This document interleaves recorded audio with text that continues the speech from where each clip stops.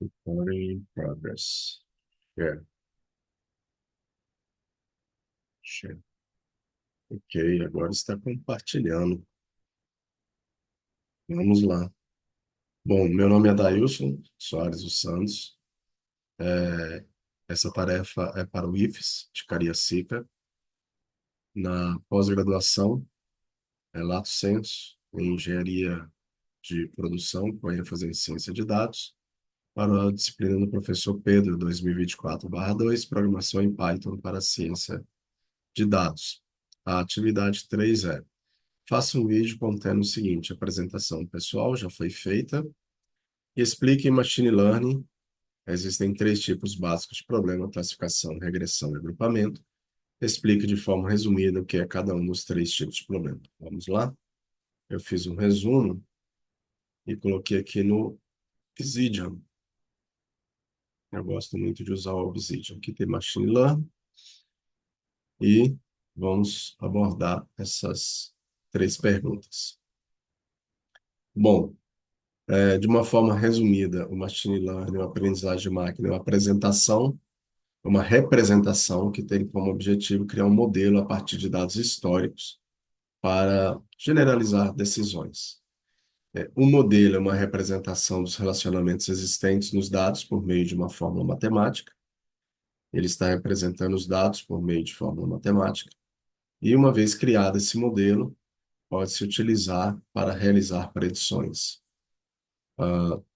Os algoritmos de machine learning são aplicados a um conjunto de dados desse modelo para identificar esses relacionamentos e gerar um modelo, né? Bom, os algoritmos que ah, a forma que eles são agrupados, nós temos o aprendizado supervisionado, o aprendizado não supervisionado e o aprendizado por reforço. Dentro do aprendizado supervisionado tem regressão e classificação, e não supervisionado temos o agrupamento e redução de dimensionalidade e aprendizado por reforço, métodos heurísticos, decisões em tempo real e IA em jogos. Vamos falar da aprendizagem supervisionada. É uma técnica de aprendizagem de máquina em que o modelo é treinado com um conjunto de dados rotulados. Isso significa que cada exemplo de treinamento no conjunto de dados inclui uma entrada e saída com rótulos. Então, o modelo é alimentado com base nesses rótulos e ele ajusta os parâmetros para minimizar o erro entre as provisões sobre os rótulos verdadeiros. Uma vez treinado, o modelo pode prever a saída para novos dados não rotulados. Então, aqui ele dá algum exemplo: variáveis independentes, anos de carreira, formação e idade. Então, tentar prever o salário como variável dependente. Outra, idade do carro, idade do motorista, de uma variável dependente seria o risco de acidente automotivo. Uma variável independente é baseado no texto de um livro, e então determinar a escola literária. São exemplos de algoritmos supervisionados. Então, a característica básica de um sistema de aprendizagem supervisionada é que os dados que utilizamos para treiná-los contêm já a resposta desejada, isso é, contém a variável dependente. Nesse caso, dizemos que os dados são anotados com as respostas ou classes a serem previstas. As mais comuns, né, que ele tem aqui,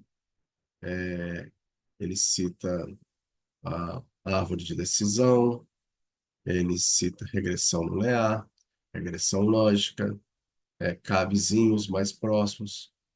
Então, eu coloquei aqui como regressão linear, logística, árvore de decisão, máquina de vetores, redes neurais.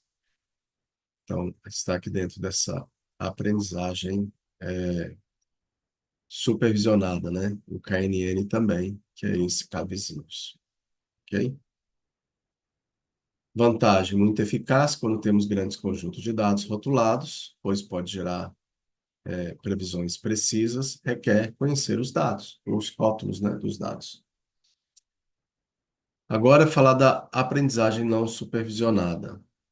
É uma técnica de aprendizagem de máquina em que o modelo é treinado com um conjunto de dados não rotulados, ou seja, o modelo não recebe uma saída correta e precisa descobrir padrões. O modelo tenta encontrar padrões ou agrupamentos naturais dos dados, ele pode identificar semelhanças entre exemplos e agrupá-los, que podem tentar reduzir a dimensionalidade dos dados para simplificar sua estrutura. Então, em alguns casos, conseguir dados anotados é extremamente custoso, ou dados rotulados, né? Até mesmo impossível. Então, se você é um dono de comércio e quer conhecer o perfil dos consumidores, pode haver um perfil de consumidor que sempre compra vinho e queijo, que compra carne e carvão, ainda leite em pó e fralda. Se esse for o caso, colocar esses produtos em prateleira distante pode aumentar vendas, que é um caso clássico, né, de utilização e de conhecimento do comportamento do consumidor. Então, o computador teria que descobrir os perfis sem dados anotados e precisaremos de um método de aprendizagem não supervisionado. Uma opção seria observar nos registros de compras se existem padrões repetidos e que permitiriam a inferência de um grupo ou perfil de consumidor. Outra opção seria ver diretamente quais produtos são frequentemente comprados juntos e então aprender uma regra associativa entre eles. Aqui ele dá algum exemplo de utilização que são transações bancárias, uma forma representativa, normalidade da transação. Registro de compras, forma representativa, associação entre produtos. Dados multidimensionais da forma representativa seriam dados com dimensões reduzidas. Ou registro de compras, e aí uma forma representativa seria o perfil do consumidor. Bom, uh, aqui ele tem aplicações comuns, que são os agrupamentos ou clustering, onde o objetivo é agrupar dados semelhantes em cluster. Um exemplo é a semelhança de clientes em grupos com comportamento de compras semelhantes. Outra aplicação comum, redução da dimensionalidade, onde o objetivo é reduzir o número de variáveis, mantendo as informações mais relevantes. E aqui, um exemplo de algoritmos, nós temos Camins, DBSCAN, cluster hierárquico, PC análise de componentes principais, autoponders. Então, são vários algoritmos. A vantagem é que não precisa de dados rotulados, o que é útil, né, quando esses dados não estão disponíveis, e a desvantagem pode ser mais difícil avaliar o desempenho do modelo, já que não há uma resposta correta dos dados. Precisa de um especialista aí para estar avaliando no início a validade desse modelo. Aqui tem a aprendizagem por reforço, que é uma técnica de aprendizagem onde o agente pode aprender a interagir com o ambiente e toma decisões para maximizar uma recompensa cumulativa. Ele aprende por tentativa e erro. Aqui tem aplicações comuns. Se não me engano, carros automotivos entram aqui. Temos jogos, a gente já aprende a jogar videogames, como AlphaGo. Robótica, agentes aprendem a controlar robôs para realizar tarefas mais complexas. E sistemas de recomendações dinâmicos, onde as recomendações são ajustadas com base na ação do usuário, sugestões de vídeo, YouTube, Netflix e outros.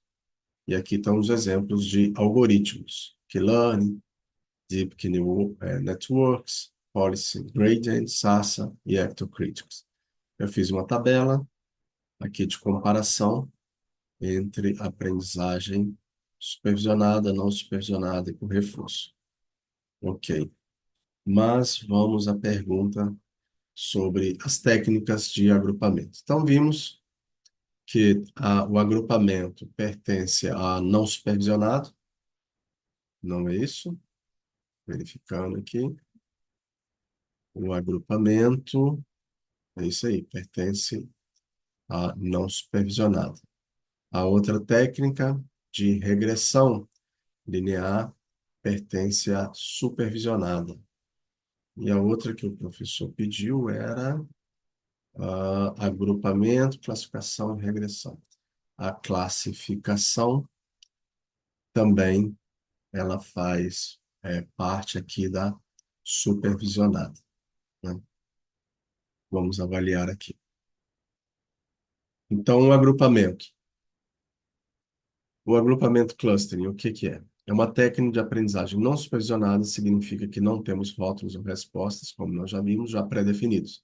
Então, o objetivo é descobrir os padrões de agrupamentos naturais. Como funciona? No agrupamento, o algoritmo divide os dados em grupos ou clusters, de forma que os dados dentro de um mesmo grupo sejam mais semelhantes entre si do que os dados em outro grupo. O exemplo mais conhecido e o mais básico aí dos algoritmos é o Camis. Quando usar, nós já vimos como os dados não são rotulados, o modelo não previamente conhecido, exemplo também já falei. Regressão. A regressão é uma técnica de aprendizagem supervisionada usada para prever um valor contínuo. O objetivo da regressão é apresentar uma relação entre as variáveis independentes e a variável dependente. O modelo de regressão tenta fazer previsões, né, da variável ali, dependente, quando usar, quando você prevê uma quantidade contínua, útil em cenários onde quer prever os valores numéricos. Exemplo, prever o valor de uma casa baseada em características como número de quartos, tamanho da casa, localização, também é uma forma de regressão. Classificação, técnica de aprendizagem supervisionada. Aqui a saída é um modelo discreto. O objetivo é classificar os dados em um ou mais classes categóricas. Então, ele tenta aprender a partir de dados treinados com rótulos e usar essa aprendizagem para classificar novos dados em categorias. Então, modelos populares têm árvore de decisão, máquinas de vetores e redes neurais. Ela é usada quando você precisa prever uma categoria ou classe para dados. Ok? Então, um exemplo clássico aqui de classificação que ele dá é meio spam e não spam. E aí eu fiz uma tabela de classificação. Agora, o exercício fala para escolher um dos três tipos de problema. Então, escolhi o não supervisionado, que é o caminhos. Ah, onde que está? Supervisionado fecha. Não supervisionado está aqui. Introdução à aprendizagem não supervisionada. Já falamos de uma forma geral, que tem entrada de dados, interpretação dos resultados, a aplicação do algoritmo, processa os dados, que vai sair em grupos. A fonte de dados é essa aqui, Data GitHub, parece que é um e-book bem interessante. Agrupamento. Falamos do agrupamento. Aqui ele está dando como organizar uma estante de livros em gênero, ficção, literatura, cores. Mais um interessante aqui. Vamos falar. Que é o cluster é uma técnica de agrupamento, são métodos usados para a construção de grupos, objetos com base nas semelhanças e diferenças entre eles, de tal maneira que os grupos obtidos sejam mais homogêneos e mais separados possível. Então veja que isso a técnica vai precisar de uma pessoa experiente depois para verificar esses agrupamentos. É um estudo sobre esse agrupamento que foi montado. Para que agrupar? Existem classes naturais, deixa-se construir as classes sendo estrutura classificatórias, encontrar classes úteis, simplificação dos dados, gerar algumas hipóteses e predição com base nos grupos formados. Então, um bom método de agrupamento fornece grupos de alta qualidade, com alta similaridade intragrupo. Então, dentro do grupo, eles são similares. Baixa similaridade entre grupo. Então, com os outros grupos, ele tem que ter baixa similaridade. Eu vi um estudo ali que a gente tem que tomar cuidado, um professor falando, por exemplo, uma toalha marrom e o coco. Os dois têm cores marrons, não é porque são similares que podem ser agrupados. Então, tem que tomar cuidado com essas similaridades, a não ser que o objetivo fosse classificar cor. Mas, se for classificar o tipo, né, de produto ou alimento, o outro, na cama, mesa e banho, não daria uma boa agrupamento. A pessoa que vai montar o modelo tem que estar sabendo também interpretar esses resultados. Ah, então, em aprendizagem de máquina, o ato de separar objetos em grupos por meio de determinadas características de um conjunto de dados é conhecido como agrupamento, e a maneira com que esses grupos são separados é chamada de técnicas ou métodos de agrupamento. Deixa eu adiantar aqui para falar da técnica. Então, aqui são as técnicas de agrupamento. Deixa eu falar direto no caminhos para ganhar tempo. Bom, vamos falar do caminhos. Então, aqui vai falar um pouco dele. Então, ele se chama assim, pois encontra K-cluster diferentes no conjunto de dados. Então, o centro de cada cluster será chamado centroide e terá a média dos valores nesse cluster. Ainda de acordo com o autor, Camins é um dos algoritmos mais básicos da clusterização. Então, nesse artigo aqui, Introdução Básica à Clusterização, do Laboratório de Aprendizagem de Máquina em Finanças e Organizações. O que que é interessante? Então, tá. O algoritmo do Camins, primeiro, ele depende de um parâmetro, K número de cluster. Então, imagina se você coloca K2, pode ser algo muito limitado. E você coloca K7, pode estar granularizando demais e não ter tantos grupos assim. Então, fica algo ainda hipotético. Nesse caso do exercício que nós estamos fazendo com base em Ares, tem que ele tem três tipos, né, de classificações, então usei K3. Mas, numa prática normal, vai ter que fazer alguns testes, né, K3, K4, K5, entender aquele contexto e, a partir de então, fazer uns dados sobre ele. Alguns autores falam que o Camins é um método de introdução ao estudo do cenário e depois tomar algumas decisões se aplica-se a classificação a partir dele. Ou seja, não seria uma única forma, né? Então, depois que faz isso, escolhe o número K, que é quantos centroides, ele visa aí a diminuir a variação entre grupos, que é aquelas similaridades que eu acabei de explicar. Então, vamos dar um exemplo aqui desse gráfico. Esse gráfico é um conjunto de dados, como exemplo. Ao determinar o K3, ou escolher o número de K, acontece isso que está mostrando aqui no gráfico, K.47. Né? O que que ele está fazendo? Escolhi 3K distintos valores para os centros do grupo, então está aqui os três, para separar observações de forma a obter grupos mais homogêneos. Isso aqui é um risco, né? Nós não controlamos onde o computador, o algoritmo vai fazer isso. É algo randômico dele. Então, ele usa o conceito de centroide. A cada interação do ponto central, ele é atualizado. Nós vamos ver isso mais adiante. Mas o primeiro passo do algoritmo é a escolha da quantidade de grupos, como eu já falei. Esse ponto aqui é o principal.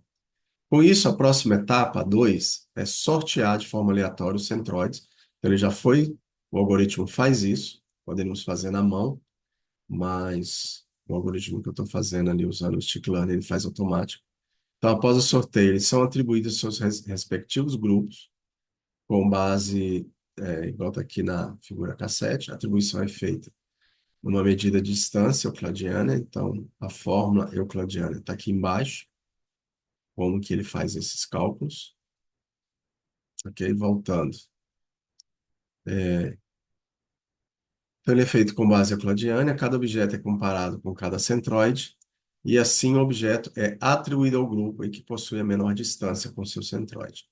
Então, agora, o segundo passo foi, os centroides estão aqui, quem está mais próximo deles? E aí ele é calculado e ele pertence àquele grupo. Por mais que nós pensemos que esse 3, eixo 3, 2,5, poderia estar aqui mais próximo, pela centroide escolhido randomicamente, ele está mais próximo desse aqui do topo. Então, aqui eu pode observar três caminhos, né, e como que os grupos se organizaram. Associar cada ponto ao centro mais próximo é o próximo passo. Então, os elementos foram designados e, dessa forma, a menor distância é dada pelo centroide, né? Então, essas são as menores distâncias. Então, veja aqui na figura K2, desculpa, na figura 4.8, que essas distâncias agora elas são recalculadas. Como assim? Caso não haja valores, alterações nos valores dos centroides, o algoritmo para. Caso contrário, ele fica repetindo os processamentos dos pontos ao seu centroide para descobrir se realmente eles estão agora batendo, se são estes mesmos mais próximos. Quando ele tiver ok, o algoritmo para e já faz a sua classificação. Então, resumidamente, definição da quantidade de grupos, que é o número K, sorteio de centroides, que é posicionar em cada grupo. Depois, atribuir cada ponto ao seu centroide, ou a cada grupo. Atualiza ali, então, qual centroide que ele pertence, faz os cálculos dele, repete os cálculos para verificar se ele realmente está próximo daquele centroide, atribuindo ao grupo. É isso mesmo? Não há diferença desse para o passo anterior? Encerrou o algoritmo, eles estão agrupados. Ah, ponto fraco, ponto forte, né? Tem só um parâmetro. Ponto fraco depende da escolha dos centroides iniciais. Isso pode causar uma má formação dos conjuntos. Outro ponto que pode afetar a qualidade dos resultados é a escolha do número de conjuntos feito pelo usuário. Número pequeno demais pode atrapalhar, ou grande demais pode atrapalhar, como eu falei. Aplicável apenas quando tem uma média definida. É necessário especificar a priori K, número de grupos. Então, imagina que fosse algo contínuo, né? Ele estaria um problema, não seria aconselhável usar ele. E é sensível a valores extremos. Então, a gente pode perceber aqui que uns valores aqui não tem. Mas se nós tivéssemos um valor muito extremo aqui, ele teria que pertencer a algum desses grupos, mesmo estando muito extremo. Fato. Bom, vamos aqui para o algoritmo, que está ficando longo o vídeo. Fiz aqui no Colab. Então, aqui, cortando as bibliotecas, né? O Pandas, o NumPy. Pandas é usado para manipulação dos dados em data frame, NumPy para operações matemáticas e manipulação de arrays. O Matplotlib para criar o gráfico e visualização, o Scikit-learn, biblioteca que contém as ferramentas para aprendizagem de máquina. Então, nós estamos usando os dataset para carregar o conjunto de dados Iris, o Caminhos para aplicar o Caminhos e o PCA para reduzir a dimensionalidade dos dados. Como que eu carrego a base de dados Iris aqui? Está carregando a base de dados e convertendo ela em data frames. Aqui estamos reduzindo a dimensionalidade, permitindo que sejam visualizados em um gráfico 2D. Então, os dados Iris estão sendo transformados em dois componentes principais. O passo um aqui, que foi do Caminhos, definição da quantidade de grupos, está aqui o K3. O passo 2, sorteio centroides para cada grupo. Isso é feito aqui automaticamente pelo esse algoritmo. Então, Caminhos aqui, criamos um modelo com o K-cluster. Esse método realiza agrupamento nos dados de entrada, armazena os rótulos do cluster para cada ponto de dados, e o centroide vai armazenar ali as diferenças, né, das coordenadas e cálculos entre eles. Então, veja que aqui tem o sorteio dos centroides para cada grupo, o fit, transformando os centroides em data frame para manter a consistência, aplicando o PCA nos centroides para ter a normalidade, né, e plotando o sorteio inicial. Então, veja que ficou dessa maneira. Poderia fazer com 4, eu fiz com 4, mas como a base Aires tem 3 classificações, eu mantive K3. Com 4, essa parte central aqui, ele automaticamente coloca um centroide aqui e coloca esse mais para o extremo. Veja que o extremo, esse está bem, por pouco ele não pertenceu à classe 2, grupo 2, mas ele foi agrupado aqui por uma certa distância ao grupo 3. Então, fica uma análise, né? Se isso fosse uma avaliação de preços de casa, por exemplo, será que faz sentido esse extremo fazer parte desse grupo? Será que faz sentido este extremo fazer parte de outro grupo? Então, caberia um cientista de dados, depois do agrupamento, fazer uma análise sobre os dados e não meramente entregá-lo ao seu cliente. Bom, passo 3 e 4, né? Atribuição dos objetos e atualização dos centroides. É aquele loop Eu comentei de atualização, aqui executamos o caminhos várias vezes para ver o processo de atualização dos centroides. Em cada interação, os centroides são recalculados. Após cada interação, tem um novo centroide, são plotados, e aí vai permitindo ver os clusters dos centroides mudando ao longo do tempo. O passo 3 e 4, aqui executa o algoritmo de caminhos interativamente, plotando o cluster e os centroides atualizados após cada interação. Aqui tem uma, acho que foram 12 interações que ele fez até confirmar. Vamos ver? É isso mesmo. Foram várias interações até confirmar que não teve mais variações. Então veja que mudou sim em relação à primeira, né? Se verificarmos aqui, ó, ele fez um reagrupamento. Ele reajustou os agrupamentos ao K-cluster. Esse final aqui, ele está verificando se os centroides foram atualizados, né? Então, ao verificação de convergência, verifica se os centroides não mudarem as interações. Se não houver mudança, o algoritmo para. Então, o algoritmo convergiu na interação 12, aqui no caso desse exemplo, e ele parou. Em resumo, o código gerado foi usado em Scikit-learn, utilizando a biblioteca Scikit-learn, já tem uma implementação otimizada do algoritmo caminhos. Ele aproveitou a abstração fornecida pela biblioteca, simplificou a implementação. Houve a redução da dimensionalidade, PCA, e o Matplotlib para os gráficos. Os centroides foram iniciados, conforme mostrei. Utilização do método fit, da classe caminhos, que realizou todas as interações internamente. Houve a visualização do gráfico e hoje houve a interação até a convergência ali no ponto final.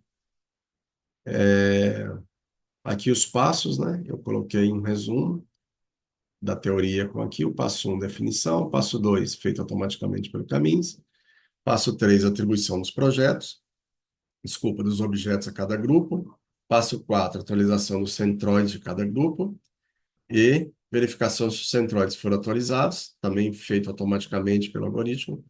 E passo 5, caso os centroides sejam atualizados, voltam ao passo 3. Caso esteja estabilizado, o algoritmo para, feito automaticamente também.